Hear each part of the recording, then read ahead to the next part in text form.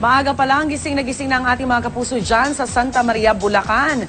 Paano ba naman ipinagdiriwang kasi roon ang kanilang Chicharon Festival? At yan ang tinututukan ng ating kasamang si Tony Pet Gaba. Pet, pengi naman. Huwag kang magalala, Rhea. Papunta na raw dyan ang iyong mga chicharon. Eto nga, kaya na naman ito, 7th Chicharon Festival na dito sa Santa Maria, Bulacan.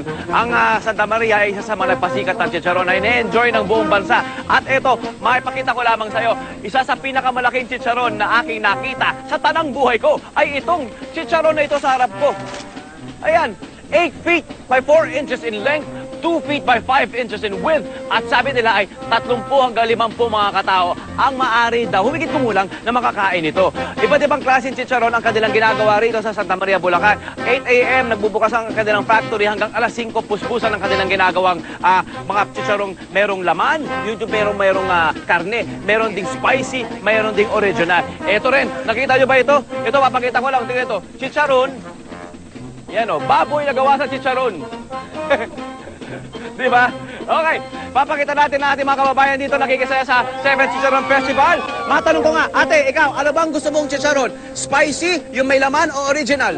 Plain lang po. Yung may mga balat-balat lang. Ay, may balat-balat lang? Ayaw mo ng spicy? Hindi, ayoko. Di mo kaya? Hindi, mahina ka sa manghang. Ikaw, ma'am, ano po ang gusto nyo? Original, spicy o may laman? May laman po. Ako actually, gusto ko nilalagyan ko ng kanin, pinaparisan ko ng kanin. Okay, maya-maya papakita natin sa iyo dito sa unang hirit, sabi pagkabalik, kung paano nga ba ginagawa ang chicharon na ito dito sa factory na ito sa Santa Maria, Bulacan. Okay? Balik sa inyo, Rhea. Happy 7th Chicharon Festival mula sa amin dito. Maraming salamat, Tony Pet Gaba.